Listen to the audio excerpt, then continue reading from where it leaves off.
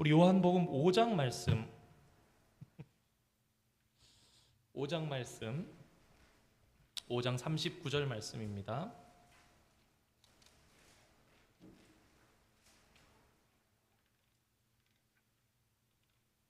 (151면입니다) 신약에.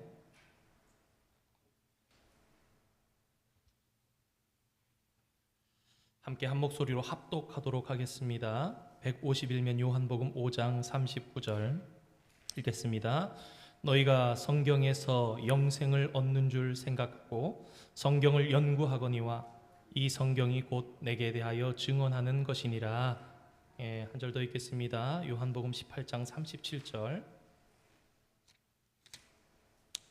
요한복음 18장 37절 180면에 기록되어 있습니다.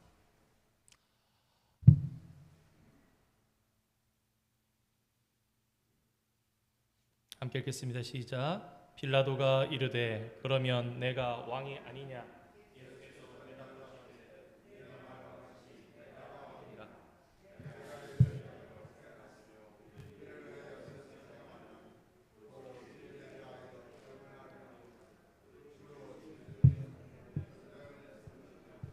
하신대. 아멘. 우리 큰 제목으로는 이제 하나님의 구원 계획이라는 제목으로 나눠보려고 그러고요. 오늘의 주제는 이제 주보에 적혀 있는 대로 그림 조각 맞추기. 그래서 오늘부터 그림을 통해서 또 성경과 우리 기독교에 대해서 알아보는 그런 시간을 가지고 한번 생각해 보고자 합니다. 수십 년간 또 검증된 교재, 그리고 철저하게 성경적이고 여러 교단을 통해서도 검증된 그런 교재를 통해서 함께 공부해 보려고 하는데요. 유인물 다 받으셨죠? 5장으로 되어 있는 유인물, 여러분 일부러 컬러풀하게 여러분들이 모으시면 하나의 귀한 재료가 될 겁니다. 이게 저작권만 있는 것뿐 아니라 이 과정을 수료하지 않은 사람에게는 판매도 하지 않습니다. 그래서 힘들게 한국에서 저기 한 건데 하나를 쭉 모으시면 될 거예요. 앞에 볼펜이 다 꼽혀 있으니까 적기도 하면서 그렇게 준비해 보도록 하겠습니다.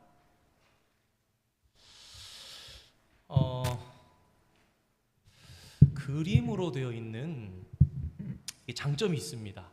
그림이 또 이렇게 우리에게 메모리 효과가 있죠. 어떤 그림의 이렇게 특정적인 부분, 그런 부분들을 보면서 그림을 가지고 생각한다라는 것은 우리의 기억에 오랫동안 남을 수 있고 굉장히 쉽게 그냥 스쳐가는 것 같지만 딱 그 그림이 싹 이렇게 캐치가 되기도 합니다. 그래서 신대원을 가려면 성경을 잘 알아야 되잖아요. 어느 정도 알아야 되냐 그러면은 신구약이 사복음서 같은 거는 좀 다릅니다. 더 확실하게 외워야 되는데 한 1300장에 이르는 신구약의 모든 장의 주 내용을 다 외울 정도는 돼야 됩니다. 그러니까 공부를 여러 가지 방법을 하는데 한 가지 이런 분들이 계세요. 그림책을 가지고 공부하시는 분들이 계세요. 스케치북 같은 데를 딱 놓고 10장씩 착착 정리를 해놓은 거예요. 이렇게 그림을 그려가지고. 그래서 그 그림이 안 떠나니까 혹 뭐 이렇게 예를 들어 창세기 13장을 14장 뭐였지? 이러다가 그림 옆에 이렇게 살짝 그림이 막 이렇게 머릿속에서 비춰지는 오늘 또 신기술이 이렇게 들어가서 준비가 됐는데 저는 사실 여기 이제 선이 연결돼가지고 우리 성도님들과 함께 적으면서 받으신 유인물에 적으면서 이렇게 뭔가 주렁주렁하거나 좀 힘들 줄 알았습니다. 근데 오늘 띄워주시면 되겠습니다, 집사님. 준비가 너무 잘 돼서 저도 놀라고 우리 집사님도 놀라셨는데 미러링을 다시 해야 되는군요. 저도 놀라고 집사님도 놀랐는데 여러분들이 받으신 거 그대로입니다. 자, 여러분 첫 번째 그림을 보도록 하겠습니다. 오늘 이렇게 보시더니 들어오시면서 어떤 분이 그러셨어요. 성도님께서 목사님 오늘 굉장히 어려운 것 같습니다. 사실은 이 그림이 여러분들에게 쉬우려고 이렇게 준비한 그림이라는 걸 기억해 주시면 되겠습니다. 이 여러 가지 그림에 대해서 우리가 이해해 보겠지만 가장 먼저 이 밑에 있는 사람을 한번 집중해서 보도록 하겠습니다. 여러분 이 사람을 뭐라고 부르면 좋겠습니까? 우리 그냥 이 사람을 지금부터 그냥 이렇게 합시다. 이 사람을 우리가 김집사라고 부르도록 하겠습니다. 그냥 아무개 하기 그러니까 김권사 뭐 이럴 수도 있고 김집사 이럴 수도 있지만 김집사라고 한번 부르도록 하겠습니다. 그리고 나서 이렇게 그림을 보니까 뭔가 여러 가지 그림이 보이는데 그 사이사이로 이렇게 구불구불하게 뭔가 이런 조각들이 보이는 게 보이실 겁니다. 자, 이게 퍼즐 맞추기처럼 되어 있죠. 예, 그래서 오늘 제목이 사실은 그림 맞추기다라고 이렇게 말씀을 드렸는데, 일단은 우리 김 집사에 대해서 먼저 좀 설명을 드려야 될 것 같아요. 자, 우리 김 집사의 표정이 어떻습니까, 여러분? 예, 이 김 집사가 좀 어리둥절한 표정을 짓고 있고 그 위에는 물음표 표시가 되어 있습니다. 김 집사는 기독교에 대해서 깊이 흥미를 느꼈습니다. 그래서 교회에 출석하면서 지난 수년 동안 성경 말씀을 듣고 배워왔습니다. 하지만 그렇게 해서 얻게 된 부분적인 조각들을 조화롭게 맞추는 이런 방법을 잘 모르고 있는 그런 상태입니다. 김 집사는 자기가 그리스도 안에 한 성도라는 것을 알고 있어. 예수님께서 행하신 일로 말미암아서 자기가 의롭다 하심을 얻었다는 것도 알고 믿고 있어. 죄사함에 대해서도 알고 그리스도 안에 한 형제가 되었다 이런 것을 알고 있는데, 그렇지만 여전히 김 집사는 매우 어렵게 여겨지는 한두 가지가 있으니, 하나는 성경의 그림 조각들을 맞추는 일이고, 또 하나는 친구들이나 이웃 사람들이 신앙 문제, 교회 생활에 대해서 질문을 할 때에 대답을 하는 것입니다. 그러니까 이런 거죠.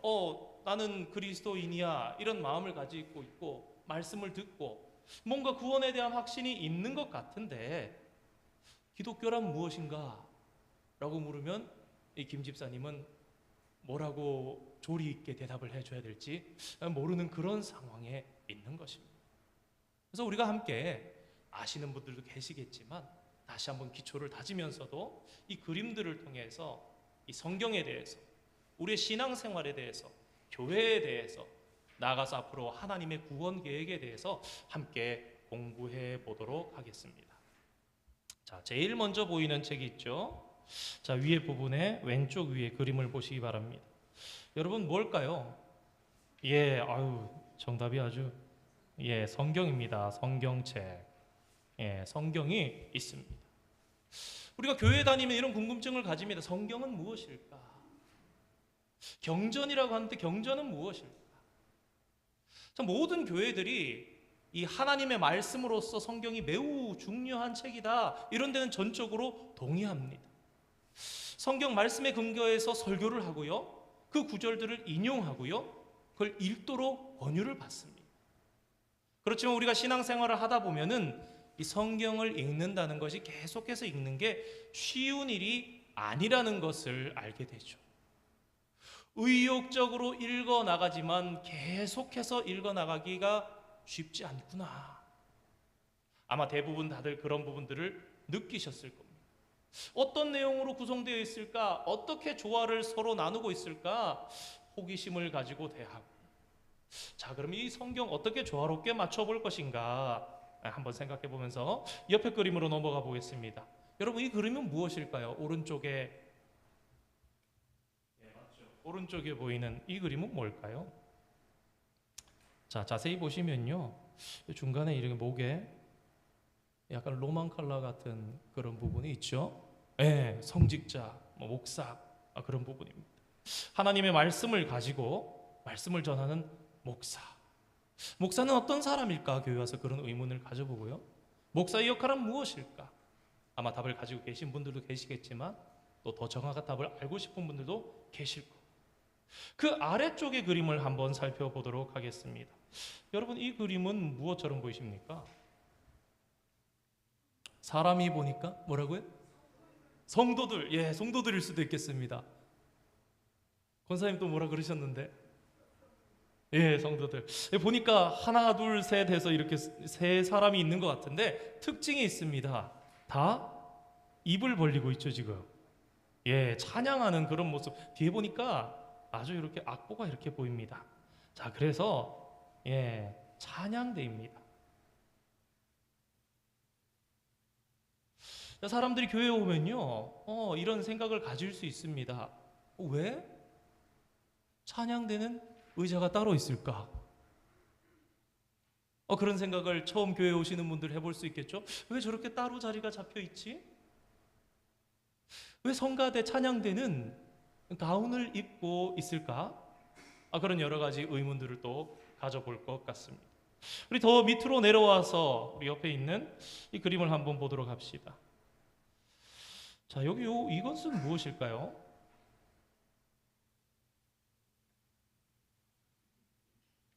예, 이 김집사의 오른편에 있는 거, 십계명. 예, 예, 두 돌판. 예, 우리 계명이라고 합시다. 자, 우리가 교회 오면은 계명이라는 것, 몇 가지의 계명이 있는가? 성경에는 몇 가지 계명이 있는가? 대부분 사람들이 10가지 계명, 10계명이 있다는 것을 알고 있습니다. 그런데 이 수에 대해서 이야기를 하는 것이 저마다 좀 다른 것처럼 느껴지기도 합니다. 어떤 사람은 큰 2가지의 계명이 있다라고 얘기합니다. 근데 또 어떤 사람은 더 큰 하나의 계명이 있다라고 이야기를 합니다. 더 우리를 헷갈리게 하는 것은 어떤 사람들은 그 계명이 구약으로부터만 나온다, 혹 어떤 분은 신약으로부터 나온다, 혹 어떤 분은 단지 예수님께로부터 나올 뿐이다 라고 얘기를 합니다. 그리고 또 세상의 어떤 사람들은 오직 양심이 지시하는 대로 살아가면 된다. 우리가 또 상식적으로 알 수 있겠지만 이 계명은 613가지다. 365가지의 하지 말아라 라는 계명과 248개의 하라 라는 계명으로 나눠지기도 한다는 것을 알고 있습니다. 여러분, 일일이 뼈에 새겨라 예전에 한번 말씀드렸던 것 같은데 365일 일일이 뼈의 개수 248개 일일이 뼈에 새기는 계명이다. 그래서 613 이렇게 외우기도 했었는데 그런 것도 한번 생각해 볼 수 있을 것 같고요. 넘어가서 왼쪽으로 한번 넘어가 보겠습니다. 여러분, 이건 뭘까요? 김집사의 왼편에 있는 거. 예, 천사 날개 같은 것도 보이고요. 예, 맞습니다. 천사입니다. 여러분 한번 적어 보시기 바랍니다. 천사. 여러분 지금 그림 옆에다가 볼펜으로 적으셔야 나중에 이게 뭔지 아실 수 있습니다.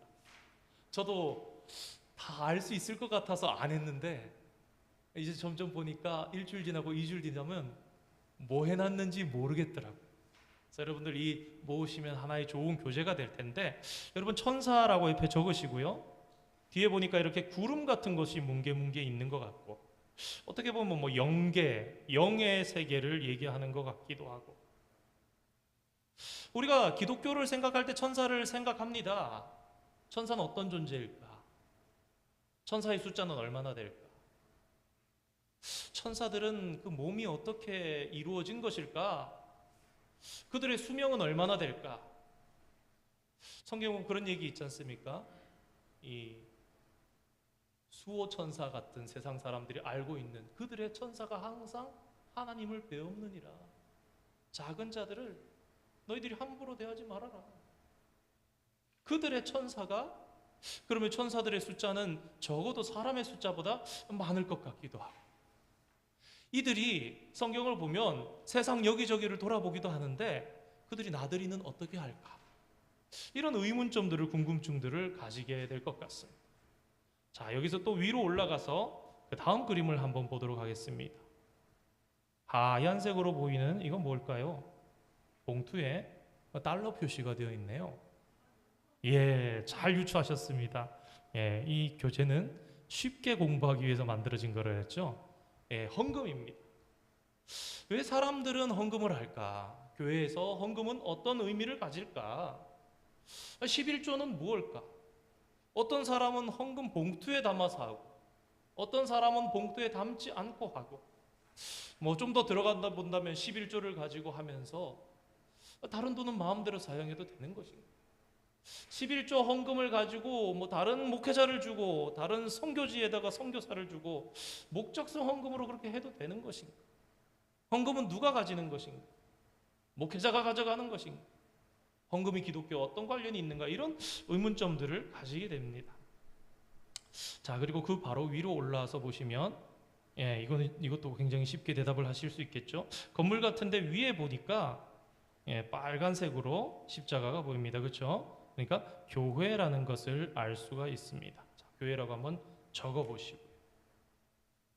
여러분, 교회를 생각하면 어떤 의문점을 가집니까? 아유, 목사님, 무슨 교회에 의문점이 있을 수 있습니까? 교회가 교회지요, 이렇게 생각할 수 있지만, 이 교회에 다니지 않는, 믿지 않는 사람들 중에서는 생각할 때 교회에 대해서 여러 가지 생각을 해보는 것입니다. 아니, 교회의 그 수많은 교단은 왜 있는 것일까? 왜 그렇게 많은 교회들, 성결교, 감리교, 장로교, 무슨 여러 가지 순복음교, 교회들은 저마다 자기가 옳다라고 이야기하는 것 같은데 우리가 거기에 대해서 어떻게 얘기할 수 있을까? 그 중에 하나만 맞다고 이야기할 수 있을까? 그런 의문을 또 가져볼 수가 있을 것 같아요. 자, 이제 하나 남았죠. 중간에 있는, 이건 뭘까요? 가운데 보니까 뭐 해골이 그려져 있고요. 이 모양새를 보니까 묘비 같아 보이지 않습니까? 그래서 이것은 죽음을 상징하는 것입니다. 죽음이라고 한번 적어보시기 바랍니다.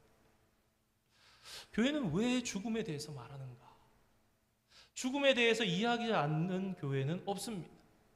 그렇지만 우리가 인생을 생각해 보면 죽음은 끔찍하고 우울한 일이고 소름 끼치는 그런 일입니다. 서글프게 하는 일이죠. 그런데 어떤 사람들은 죽음 앞에서도 평온할 수 있다라고 말합니다. 과연 어떻게 그런 마음을 가질 수 있을까? 그러니까 지금 이 그림은요, 한 가지를 보여주는 것입니다. 김 집사는 도대체 기독교란 무엇일까? 교회란 무엇일까? 신앙생활이 무엇일까? 그런데 이것을 이 그림을 통해서 한번 말씀드려 보자면 하나의 퍼즐 조각, 그림 조각을 맞추는 것과 같다라고 말씀을 드릴 수가 있을 것 같아요. 그러니까 우리가 알고 있는 부분들의 그런 그림 조각들을 어떻게 하면 조화롭게 맞추어서 하나의 훌륭한 그림이 되게 할 수 있을까? 자, 여기에 대해서 함께 우리 김 집사님과 함께 계속해서 살펴보도록 하겠습니다. 뒷장으로 한번 넘어가 보겠습니다. 자, 또 한 장의 그림이 나왔는데요. 여러 가지 그림들이 보여지는 것 같습니다. 자, 첫 번째 그림에도 그랬던 것처럼 우리 여전히 김 집사로부터 이야기를 시작해 보도록 하겠습니다. 자, 김 집사의 어떤 것들이 바뀌었습니까? 여전히 이 김 집사님을 보니까 위에는 물음표를 가지고 있고요. 뭔가 눈이 커다랗습니다. 뭔가 혼란스럽기도 한 것 같고 그렇습니다. 자, 지금 김 집사는요, 교회 안에서 일어나는 일들을 잘 조화시키는 그런 문제, 그리고 나아가서 교회의 일들을 외부의 일들과 서로 연관시키는 문제에 대해서 매우 고심하고 있는 그런 표정을 보여주고 있는 것입니다. 자, 기독교는 일상생활과 비교할 때 기독교가 일상생활 속에서 행해지는 행동들, 또 기독교가 얼마나 그 안에서 중요한 의미를 가지고 있을까? 여러분, 그런 생각 한번 해보지 않으십니까? 어떻게 기독교와 일상생활을 조화시킬 수 있을까? 어떻게 내 신앙과 나의 일상의 삶을 어떻게 조화시켜 나갈 수 있을까? 기독교는 과연 어떻게 우리의 일상생활을 해 나아갈 때에 어떻게 행하여야 한다 말하고 어떤 방법들을 제시해 주고 있는가? 그러면서 우리가 위로 올라가서 보도록 하겠습니다. 많은 사람들이 기독교는 모든 생활 분야에 있어서 반드시 중요한 역할을 감당해야 한다라고 하는데, 그러니까 오늘 위에 보이는 이 동그란 그림은 우리의 일상생활, 삶 전체를 이야기하는 것이라고 볼 수 있습니다. 우리가 이렇게 생각해 봅시다. 커다란 원이 보입니다. 이 원을 삶 전체라고 한번 생각해 봅시다. 이 원 전체를 삶이라고 볼 때 여러 가지 우리의 관심사들이 기록되어 있습니다. 자, 먼저 한번 살펴볼까요? 제일 위부터 한번 보시죠. 자, 여러분 뭘까요? 대단하십니다. 가정입니다. 잘 보시면 이 사람의 모양이 조금 달라요. 좀 다리가 이렇게 얄싹하게 생긴 사람들이 있고, 이렇게 밑에가 이렇게 넓적하게 생긴 사람들이 있죠. 이 남자고 여자랍니다. 그래서 이렇게 아빠, 엄마, 아들, 딸 이렇게 이루어진 구성으로도 볼 수 있겠죠. 자, 그 다음 그림 한번 보도록 하십니다. 뭘까요? 예, 세상 사람들이 싫어하는 사람 없다는 예, 돈입니다. 그 밑에 보니까 동그랗게 뭐가 하나 있는데 이게 뭘까요? 뭐 야구공 같죠? 자, 이 그림은 뭘까요? 공장 같기도 합니다. 아, 지금 적지 마세요. 아, 적으셔도 괜찮습니다. 공장 같고요. 자, 중간에 밑에 있는 그림 뭔가 피자처럼 이렇게 조각을 딱 잘라놨는데 좀 더 커 보이기도 하는 것 같고요. 교회죠. 예. 요거 보니까 왼쪽 편으로 와서 이 뭔가 미국 국회의사당 같지 않습니까? 뭐 캐피털 같이 생겼습니다. 예, 관공서 같은 건가요? 예, 그리고 요건 뭘까요? 이게 뭔가 증명서 같기도 하고요. 예, 학위수여증 같기도 하고 그렇네요. 그 위에는 예, 뭐 식사,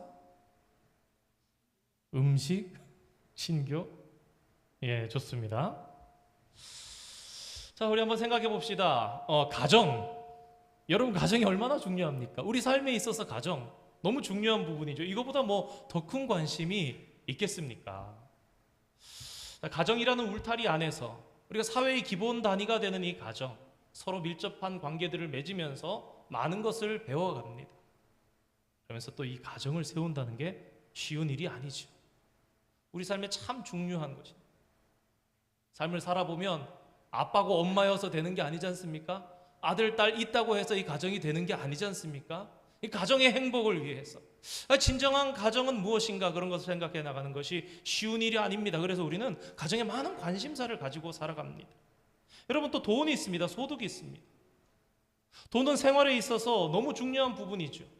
많은 사람들이 돈의 매력을 느낍니다. 그런데 때로는 어떤 사람들은 돈을 인생의 전부인 것처럼 생각하면서 사는 사람도 있습니다. 돈 없이 사는 것도 힘들지만 그것을 벌기 위해서만 살아가는 사람도 있죠. 그것도 더욱 위험한 일일 것 같습니다. 자, 아까 말씀드렸던 야구공, 이건 뭐냐? 자, 여가 생활, 취미. 예, 야구공은 그러니까 취미, 여가 생활, 그렇죠. 여러분, 취미, 여가 생활 영어로 뭡니까? recreation, recreation, 재창조. 그렇죠? 어떻게 하면 행복하게 살 것인가? 어떻게 하면 즐겁게 살 것인가? 여러분, 취미 없이 살 수 있는 사람 있습니까? 여러분, 여가 생활 없이 사는 사람이 있습니까? 무엇이 있어야만 합니까? 물론 우리가 살다 보면 특수한 조건에 따라서 어떤 환경에 따라서 좀 참고 살 수는 있어요. 내가 몇 개월만 좀 참아야지. 내가 몇 년만 이 악물고 여가 생활 없이 한번 살아봐야지. 그러나 영원히 우리가 여가 생활 없이 살 수는 없습니다. 평생 여가 생활 없이, 취미 생활 없이 살 수 없지요. 어떤 사람은 그 모든 관심사가 오히려 직업이나 다른 것보다 여가 생활에 더욱더 목표를 주고 관심사를 두고 살기도 합니다. 자, 그 밑에 공장처럼 보이는 이 건물은요, 우리의 산업을 이야기하는 겁니다. 일, 직장, 예, 우리의 사업, 산업활동 뭐 이런 걸 얘기하는 그런 거죠. 어떤 분 그런 분 봤습니다. 목사님, 저는요 일이 제일 중요합니다. 저에게 있어서 제 인생의 가장 큰 파트가 일입니다. 그렇게 말씀하시는 분도 있습니다. 돈을 벌기 위해서만 일하는 사람들도 있습니다. 참 그게 돈이 벌어지기 시작하니까 그게 뭔가 해서 열심히 돈 벌려고만 사는 거예요. 좀 더 벌어지는 그 캐시가 착착 쌓이는 그것 때문에 정말 열심히 살아가는 거예요. 또 이 직장 없이 사는 게 쉬운 일인가? 또 오늘날 우리 성도님들 중에 많은 분들이 은퇴 후에 어떤 조화로운 이 산업과 나의 사업활동, 산업활동과 뭔가 은퇴와 조화롭게 살아가는 그런 것들도 생각해 보실 거고요. 중요한 우리의 관심사입니다. 자, 그리고 이 캐피털, 여러분 정부라고 생각하시면 될 것 같습니다. 우리가 살아가는데 정부. 여러분, 정부가 얼마나 중요합니까? 대통령 얼마나 중요합니까? 나라의 경제가 얼마나 중요합니까? 정책들이 얼마나 중요합니까? 얼마 전에 최대 금리로 올렸다고 0.75% 인상했다. 그러면 우리는 이제 어떻게 변하지? 걱정하는 거예요. 대통령이 누구냐? 바이든이냐? 트럼프냐? 저희 아이도 보니까 학교에서 노골적으로 이렇게 얘기하는 그 가정에 이렇게 그런 흐름이 있는 저기가 있나 봐요. 그러니까 얘기하는 거예요. 이게 다 바이든 때문이라고 자기 친구가 얘기한다고 얘기를 해서 그런 성향의 친구들이 여기도 막 얘기를 하는구나. 여러분, 정부가 있다는 게 얼마나 도움이 됩니까? 지역적으로, 국가적으로, 국제적으로 도움을 주며 안전하게 하고 더 좋은 삶을 살아나가도록 만듭니다. 학위증, 공부, 교육 이런 거 어떻습니까? 참 의미 있고 지혜롭게 살아나가기 위해서, 생활을 영위해 나가기 위해서 필요한 그런 부분들입니다. 이 도시가 발달한 데는요, 굉장히 배우는 데만 아주 관심이 가 있는 그런 도시들이 있는 걸 봤어요. 제가 예전에 이제 공부했던 박사과정을 했던 보스턴 같은 데 보면 특히 저희 학교에 있는 그쪽 지역으로 외곽지인데 백인들 도시예요. 좀 부촌인데 다른 생활을 좀 못하더라도 새로운 걸 배워보는 거, 하다못해 운동을 배워도 뭘 해도 배우는 일에 굉장히 투자를 하는 거예요. 내가 좀 못 먹더라도 배워보고, 내가 좀 다른 거 좋은 차를 못 타보더라도 그 돈을 좀 세이브해서 배우는 그런 삶을 살아가는 그런 동네의 분위기도 봤습니다. 꼭 성경의 아덴이 생각나죠? 새로운 것이 아니면은 보려고 하지 않고 들으려고 하지 않는. 자, 여러분, 먹는 거, 특히 한국 사람들이 먹는 거 굉장히 중요한 것 같아요. 어르신들 그런 얘기 하더라고요. 한국 TV는 왜 돌리면 먹는 거밖에 안 나오냐, 만들고 먹고 이런 거밖에. 그런 얘기도 하죠. 이 딜레마라는, 먹기 위해 사는지 살기 위해 먹는지 모르겠다, 그렇게 얘기를 하죠. 여러분, 단순하게 이 영양만을 얘기하지 않지 않습니까? 또 먹는 즐거움도 있을 것이고, 또 과식이나 좀 부족하게 먹는 결핍이나 음식을 잘못 먹었거나 그럴 때 몸이 이상하게 되기도 하고요. 참, 우리가 이렇게 많은 관심사들이 있습니다. 이 인생에 있어서 이런 많은 관심사들이 있는데 어떻게 균형을 이루면서 살아갈 것인가? 여러분, 이 그림은요, 균형입니다. 어떻게 보면요, 이 밑에 있는 이 교회라는 조각이 다른 조각들보다 굉장히 커 보일 수도 있습니다. 우리가 이 그림들을 통해서 특징적으로 살펴봐야 할 것은, 이 그림에서는 조화를 이루는 것인데 나의 가정도, 나의 소득도, 나의 일도, 나의 여가 생활도, 나의 공부도, 나의 식사도, 정부도, 그리고 교회도 조화를 이루고 살아가야 된다. 우리의 신앙생활도 하나의 조각이다. 어떤 사람은요, 이렇게 한 조각으로 일부분으로 생각합니다.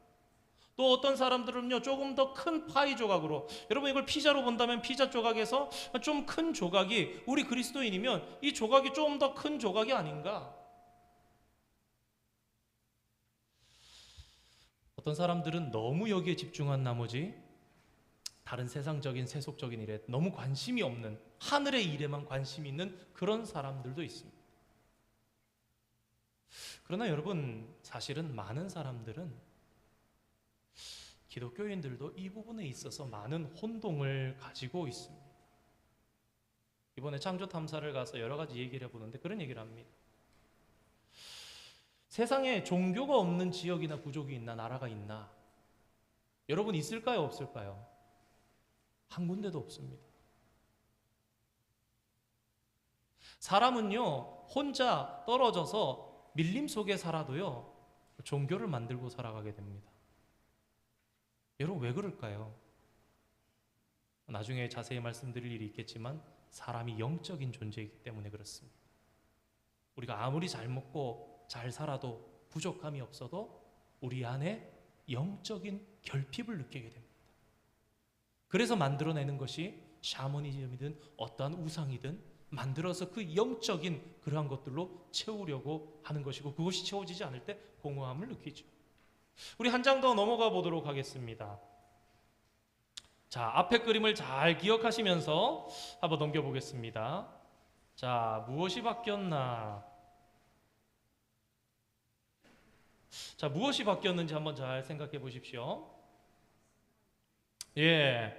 자, 제일 먼저 눈에 띄는 게, 여러분들 똑같아요. 가정, 돈, 여가 생활, 그죠? 우리의 산업활동, 교회, 정부, 교육, 음식 다 똑같은데 자, 첫 번째로 바뀐 것 우리 김 집사님의 표정이 바뀌었습니다. 그렇죠? 표정이 좋아졌어요. 아까는 막 이렇게 정말 어디 이런 사람이 있나 싶을 정도로 이 사람이 정상인가 싶을 정도로 그런 표현인데 굉장히 흐뭇하고 스마일하고 있습니다. 그죠? 스마일을 하고 있어요. 자, 그리고 또 무엇이 다른가라는 것을 봤더니 여러분 사실은 아까 이 중간에 원의 중간에 있던 이 성경이 원래는 교회라는 한 파트에 있었는데 중간으로 올라와 있는 것을 보게 됩니다. 자, 여러분 그래서 이것은요 아까는 조화를 얘기했던 거예요. 한 부분으로 이야기를 했던 거예요. 교회가 내 삶에 있어서 한 30% 되면 되지.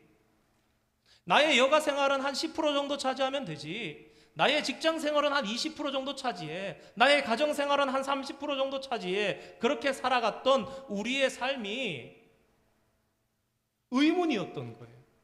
그럴 때 있잖아. 우리가 교회 생활할 때 목사님 저희가 얼마나 헌신해야 됩니까? 저희가 교회 생활과 우리가 일상생활을 어떻게 해서 조화를 이루어가야 됩니까? 그 중에 제일 많이 생각하는 게 몇 대 몇 정도 되면 됩니까? 그런 구체적인 의문도 생각해 볼 수 있는 거예요. 김 집사는 많은 사람들이 이 기독교와 일상생활에 관해서 나름대로 여러 가지 의견이 있음을 알게 됐습니다.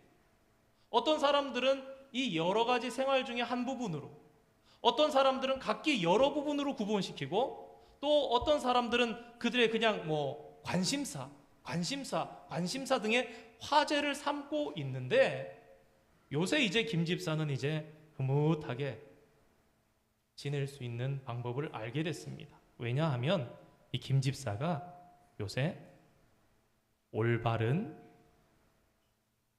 질문을 할 줄 알게 되었기 때문입니다. 자, 잘못된 질문이 있습니다. 잘못된 질문은 무엇인가? 어떻게 하면 기독교를 다른 모든 일에 맞출 수 있을까? 아까 앞에서 봤던 그 질문이에요. 기독교는 어떻게 하면 다른 모든 일들에 이렇게 맞춰질 수 있을까라는 것인데, 자, 지금 올바른 질문입니다. 올바른 질문은 어떻게 하면 다른 모든 일을 기독교에 맞출 수 있을까?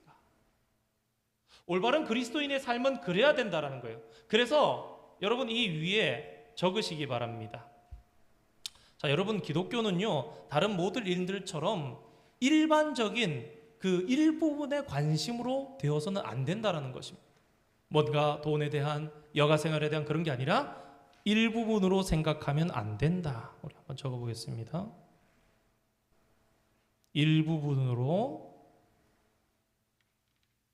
생각해서는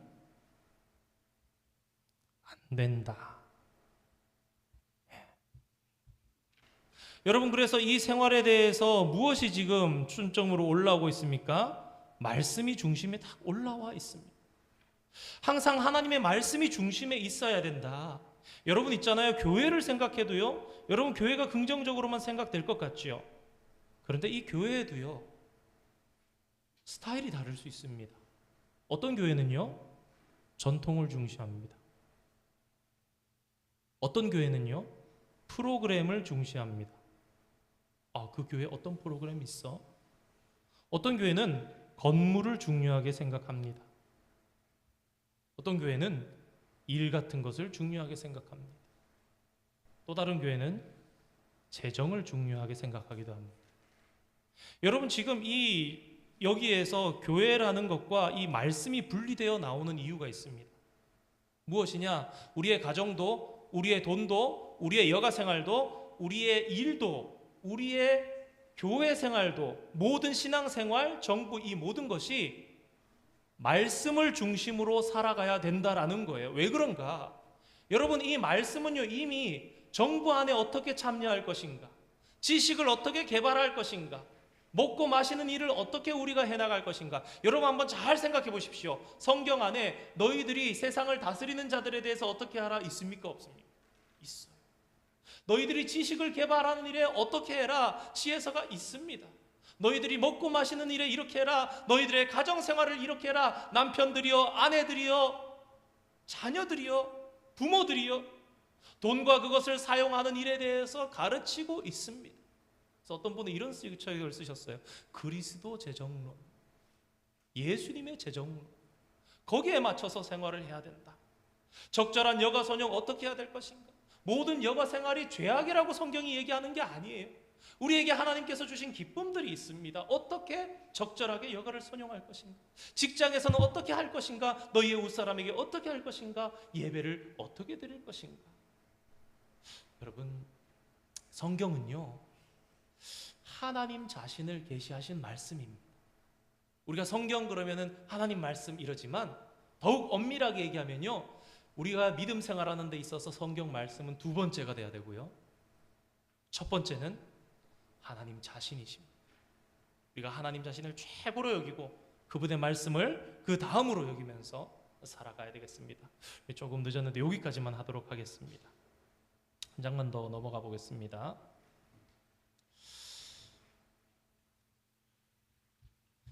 자, 이번 그림, 성경의 핵심은 무엇인가 라는 것에 대해서 설명하려고 합니다.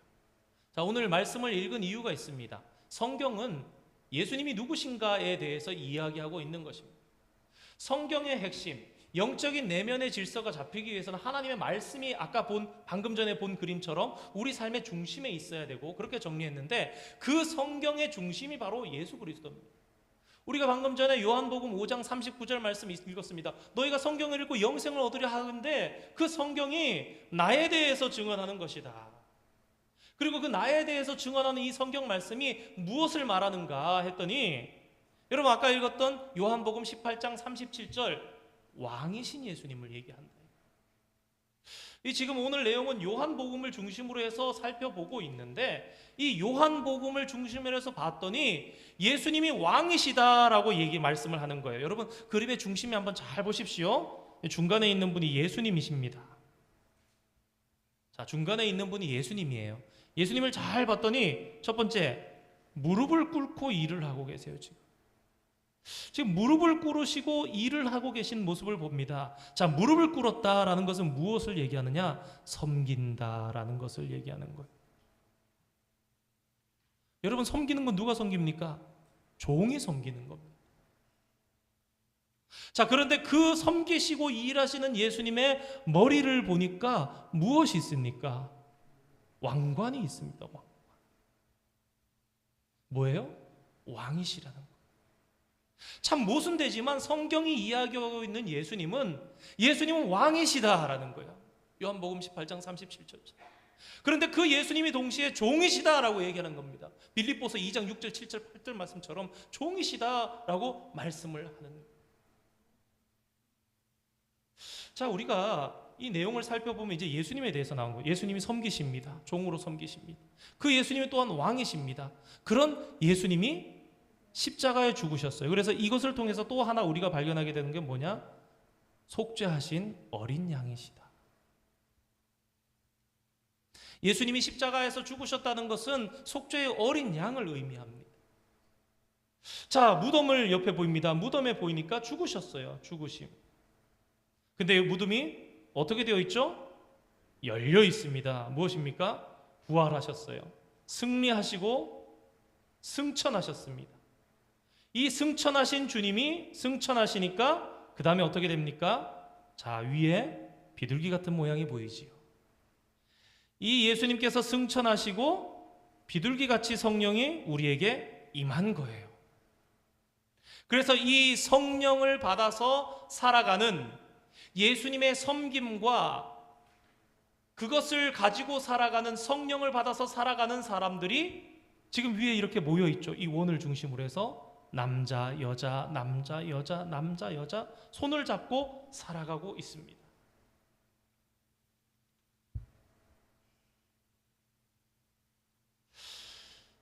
자, 이 그림은요,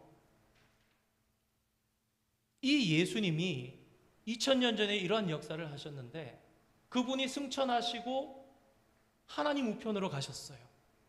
그랬더니 그 하나님 우편에 계신 예수님 그 대신해서 성령님이 내려오셔서 오늘 우리 위에 임하신 거예요. 그리고 예수님을 그리스도라고 고백하면서 살아가는 교회가 되게 하고 교인이 되도록 하신 거예요. 그런데 이 예수님은 어떤 분이신가? 그걸 설명하기 위해서 사실 지금 앞에 있는 그림을 그리고 있습니다. 여러분, 이 그림 뭘까요? 요한복음 13장에 나오는 세족식에 대해서 그림을 그리고 있어요. 왜 이 세족식을, 요한복음 13장에 나오는 세족식을 그리고 있는가?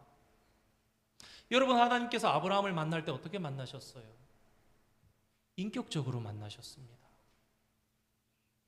여러분, 하나님께서 예수 그리스도를 통해서 사람으로 오시는 거예요. 베드로가 예수님께서 발을 씻겨주려고 그러니까 뭐라 그럽니까? 예수님, 절대로 내 발은 씻길 수 없습니다 라고 합니다. 그러니까 예수님께서 베드로를 향해서 뭐라고 말씀하십니까? 내가 너의 발을 씻어주지 않으면 나는 너랑 아무런 상관이 없어 라고 얘기를 하는 거예요. 무엇을 얘기하는가? 이 요한복음 13장은 우리가 그 예수님을 인격적으로 만나야 된다라는 이야기를 하고 있는 거예요.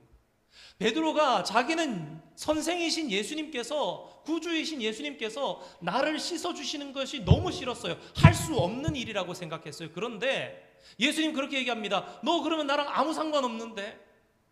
그러면 안 되겠는 거예요. 그래서 그러면 주님 씻겨주십시오라고 하는데 우리는 여기서 곤혹스러운 베드로의 표정을 보게 됩니다.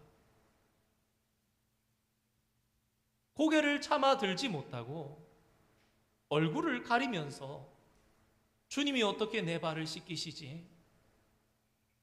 근데 여러분, 예수님께서 이 세족식을 하고 나셔서 뭐라 그럽니까? 내가 너희에게 이렇게 한 것은 너희도 나처럼 그렇게 살라고 한 것이야. 사실 이거에 더 이어져서 다음 그림까지 하면서 마무리를 하면 좋겠는데 다음 시간에 계속하도록 하고요. 그래서 교회에 대해서 이렇게 얘기하는 거예요. 예수님 섬기러 오셨어요. 근데 그분은 왕이세요. 그분께서 어린 양이 되셨어요. 죽으시고 부활하시고 승천하셨습니다. 그 예수님이 승천하시니까 성령님이 오셨어요. 그 성령님을 통해서 우리는 예수님을 알게 되고 그 사람들이 교회인데 교회 공동체를 이루는데 그 교회 공동체에게 예수님께서 원하시는 것은 무엇이냐? 너 나처럼 섬기는 삶을 살아. 교회란 예수님처럼 일을 하고 사는 것이다. 그리고 이 다음 그림을 보게 되면 정말 진짜 크게 보게 되는 교회에 대해서 조명하게 되는데 그것은 다음 시간에 우리 함께 살펴보도록 하겠습니다. 우리 몇 가지 기도 제목 가지고 함께 기도하고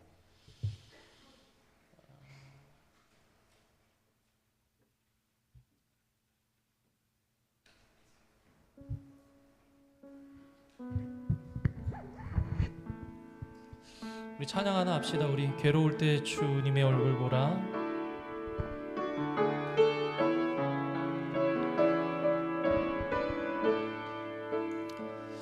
괴로울 때 주님의 얼굴 보라. 평화의 주님 바라보아라. 세상에서 시달린 친구들아 주님 바라보아라. 눈을 들어 주를 보라. 내 모든 염려 주께 맡겨라. 슬플 때에 주님의 얼굴 보라. 사랑의 주님 안식. 우리 후렴 다시 합니다. 눈을 들어 주를 보라. 눈을 들어 주를 보라. 내 모든 염려 주께 맡겨라. 슬플 때에 주님의 얼굴 보라. 사랑의 주님 안식 주리라. 우리 몇 가지 기도의 제목을 가지고 함께 기도합니다. 예수의 배를 주님께서 붙잡아 주시고 우리로 하나님에 대해서, 성경에 대해서, 하나님의 구원되게 대해서 더욱더 잘 이해하고 깨달아가며 주님을 잘 섬길 수 있는 자들 되게 해달라고 여름 사역을 위해서 기도해 주시기 바랍니다. 계속되는 유초등부 BBS, 중고등부 성교 캠프, 청년부 수련회, 여름 성장학교, 이번 주 토요일에 우리 아이들 물놀이를 나가게 됩니다. 이번 주 토요일에 고 이덕일 집사님 천국 환송 예배를 드립니다. 주말에 구역 모임이 있습니다. 선교 보고 예배가 주일에 드려집니다. 이를 위해서 우리 잠시 함께 합심해서 하나님 이 모든 일 가운데 간섭해 주시고 하나님 도와주시고 여름 사역 위에 축복해 주시고 우리 위에 역사하여 주시옵소서. 함께 잠깐 마음을 모아 기도하겠습니다.